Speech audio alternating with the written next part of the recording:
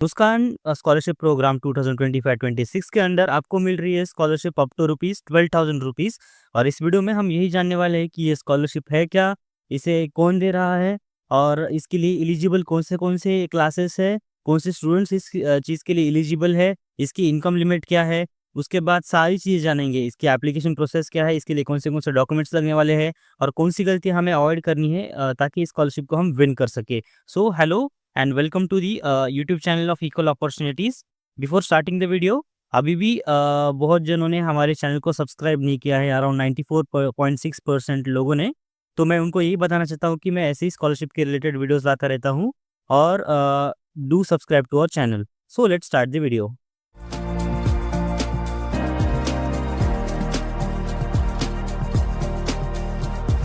तो मैं डिस्क्रिप्शन में आपको लिंक प्रोवाइड कर दूँगा, उस लिंक से आप सीधा मुस्कान स्कॉलरशिप प्रोग्राम की वेबसाइट पे आ जाओगे। जैसे ही आप जहाँ यहाँ पे आओगे, यहाँ पे आपको सीधा दिख जाएगा कि ये स्कॉलरशिप जो प्रोवाइड हो रही है वो सीएसआर इनिशिएटिव है, वैल्वोलिन क्यूमेंस प्राइवेट लिमिटेड का। उसके बाद जो फाइनेंशियली वीक स्टूडेंट्स हैं उनको उनकी स्कूल की फ़ीस या फिर कॉलेज की फ़ीस पे करने में ये फाइनेंशियल असिस्टेंस प्रोवाइड करते हैं। उसके बाद मैं बात करूँ एलिजिबिलिटी क्राइटेरिया की, तो जो एप्लीकेंट है उसको 9th से लेकर 12th के बीच में, ठीक है? मतलब 9वीं से लेकर 12वीं के बीच में उनका जो है वो स्कूल चालू होना चाहिए एकेडमिक ईयर 2025-26 में, ठीक है? उसके बाद जो एप्लीकेंट है उसको उसकी लास्ट एग्ज़ाम में, ठीक है? फॉर एग्ज़ाम्पल वो अभी 9th में है तो 8th में, 11th में है तो 10th में, 12th में है तो 11th में, ठीक है? मिनिमम 60% मार्क्स मिलने चाहिए। उसके बाद मैं बात करूँ तो एप्लीकेंट का जो पेरेंट है, ठीक है? कोई भी एक पेरेंट प्रोफ़ेशन से ड्राइवर होना चाहिए या फिर मैकेनिक होना चाहिए। अगर वो भी नहीं है तो कम से कम आपकी जो फैमिली की जो इनकम लिमिट है वो 8 लाख रुपीज़ पर एनम, मतलब 1 साल के 8 लाख रुपए से कम होनी चाहिए, ठीक है? उसके बाद मैं बात करूँ कि इसकी एप्लीकेशन या फिर सिलेक्शन प्रोसेस क्या है, ठीक है? तो सबसे पहले आपको जो उनकी वेबसाइट है यहाँ से आपको ये फॉर्म भरना होगा। उसके बाद जो मतलब स्टूडेंट्स हैं उनको शॉर्टलिस्ट किया जाएगा और उनका जो इंटरव्यू होगा, ये एक तो ऑफलाइन या फिर ऑनलाइन इंटरव्यू होगा।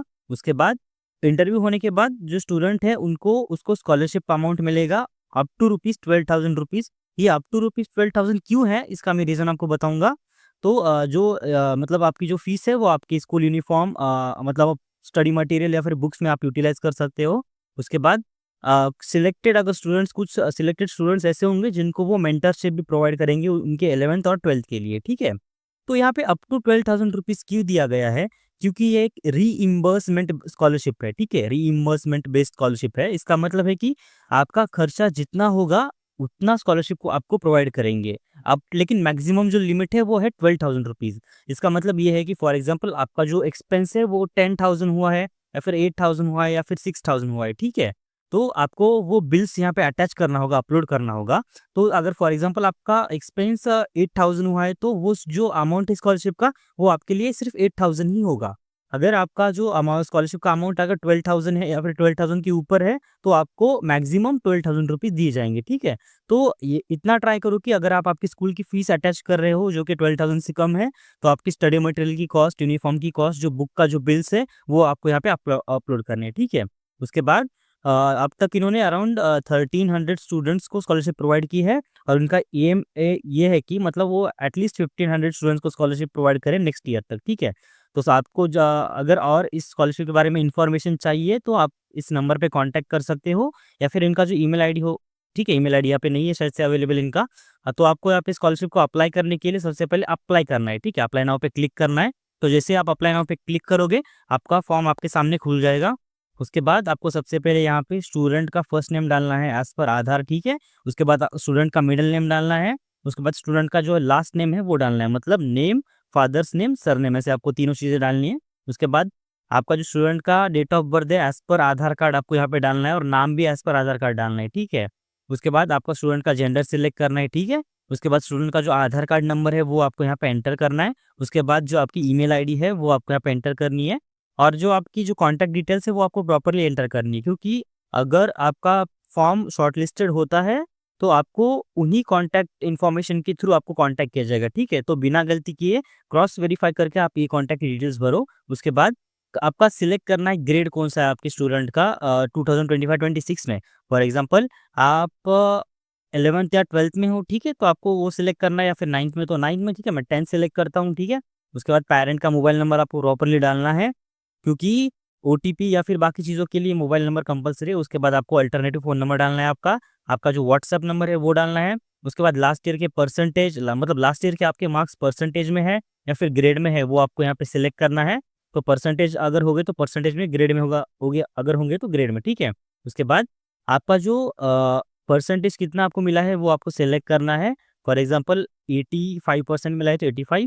क्या आप डिफरेंटली एबल्ड हो, मतलब कोई आपको फिजिकल डिसेबिलिटी है या फिर मतलब क्या कहते हैं वो, आप अपंग वगैरह हो, तो आपको यहाँ पे सिलेक्ट करना है, ठीक है। तो यहाँ पे नो करूँगा मैं। तो आपको आपके अभी स्कूल का नाम डालना है। उसके बाद स्कूल का कॉन्टैक्ट पर्सन सिलेक्ट करना है, एक तो प्रिंसिपल या फिर क्लास टीचर आपको सिलेक्ट करना है।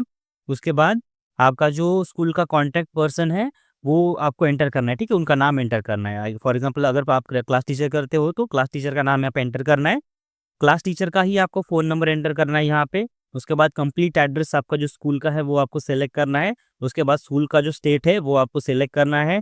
उसके बाद जो स्कूल का डिस्ट्रिक्ट है, डिस्ट्रिक्ट आपको सिलेक्ट करना है, ठीक है। और उसके बाद स्कूल का जो पिन कोड है वो आपको एंटर करना है यहाँ पे। उसके बाद मैं बात करूँ तो आपको आपके पेरेंट्स की डिटेल यहाँ पे भरनी है। तो सबसे पहले यहाँ पे आपके फादर का नाम, मदर का नाम, अगर आपका कोई गार्डियन है तो गार्डियन का नाम आपको सेलेक्ट करना है, जो कि ऑप्शनल है, ठीक है। उसके बाद आपको जो है आपको कंप्लीट एड्रेस फिलअप करना है। उसके बाद आपका जो स्टेट है वो सिलेक्ट करना है। उसके बाद से स्टेट जैसे आप सिलेक्ट करोगे आपको डिस्ट्रिक्ट सिलेक्ट करना है आपका, और आपके पेरेंट्स का प्रोफेशन है वो सिलेक्ट करना है, ठीक है। जैसे कि यहाँ पे 3 ऑप्शंस दिए गए हैं, ड्राइवर, और उसके बाद मैकेनिक, उसके बाद ईडब्ल्यूएस। ईडब्ल्यूएस यानी इकोनॉमिकली वीकर सेक्शन, जिनकी इनकम 8 लाख से कम होती है, ठीक है? वो आपको डिज़ायर्ड सिलेक्ट करना है, ठीक है?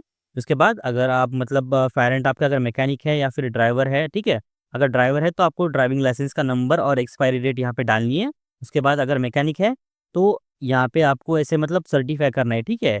कि आपके फादर का नाम यहाँ पे एंटर करना है, रेज़िडेंट ऑफ मतलब जो ऑटोमेटिक आ जाएगा ऊपर के डिटेल्स के अकॉर्डिंग। उसके बाद कंपनी का नाम यहाँ पे आपको एंटर करना है, कंपनी का एड्रेस एंटर करना है, कॉन्टैक्ट नंबर एंटर करना है और डेट ऑटोमेटिक आज की आ जाएगी।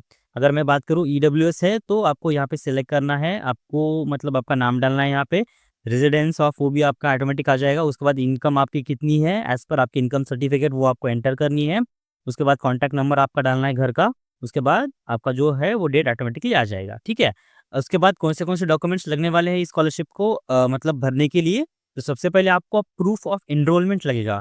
इसका मतलब कि आपका एडमिशन 2025-26 में है और ये एक्स-वाई-ज़ेड क्लास में है, तो वो आपको प्रूफ करने के लिए उसका एक डॉक्यूमेंट अपलोड करना है, जिसके अंदर आप आपका एक तो स्कूल का फीस रिसिप्ट अपलोड कर सकते हो, स्कूल का आईडी कार्ड अपलोड कर सकते हो, स्कूल का एडमिशन लेटर अपलोड कर सकते हो या फिर बोनाफाइड अपलोड कर सकते हो, ठीक है?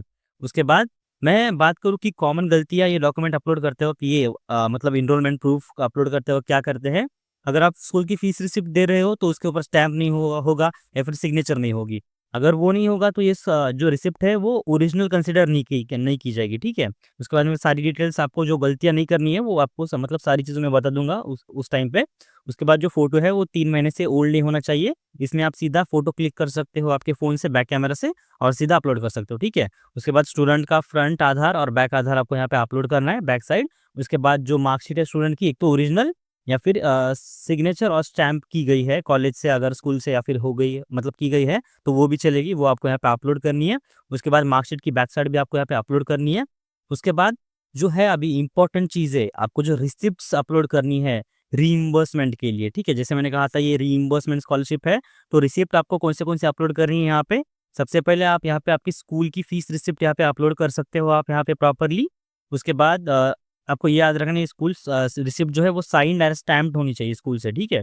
उसके बाद आपका जो स्टेशनरी है, स्कूल का यूनिफ़ॉर्म का रिसिप्ट्स है, वो आपको यहाँ पे अपलोड करनी है, ठीक है? और कुछ चीज़ें आपको याद रखनी है अपलोड करते वक़्त। जो पहली चीज़ है वो कि जो आपका जो name of the student must be mention on the receipt, मतलब जो रिसिप्ट है वो सारे स्टूडेंट के नाम से चाहिए, ठीक है? फादर या फिर इसके नाम पे अवॉइड करो, क्योंकि उन्होंने सीधा कहा है कि जो रिसिप्ट है वो स्टूडेंट के नाम से चाहिए। उसके बाद जो रिसिप्ट है उसके ऊपर जीएसटी नंबर और फ़ोन नंबर चाहिए, ठीक है? शॉप का।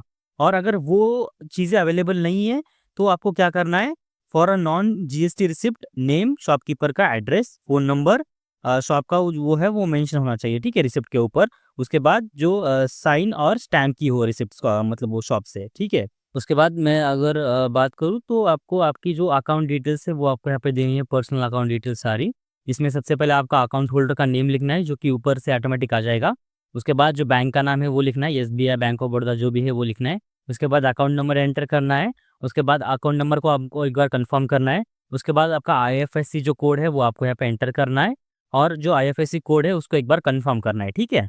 मतलब फिर से एक बार एंटर करना है। उसके बाद आपका जो पासबुक है या फिर कैंसल चेक है उसका जो फ़ोटो है या फिर पीडीएफ है वो आपको चूज़ फाइल करके वो यहाँ पे अपलोड करना है।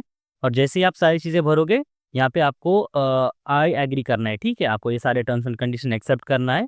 उसके बाद रेफर्ड बाय आपको करना है, कौन किसने आपको रेफ़र किया है, आपने सेल्फ रेफ़र किया है या फिर आपको वैल्वोलिंग ग्रुप ने रेफ़र किया है या फिर सिनर्जीज़ ने रेफ़र किया है, ठीक है?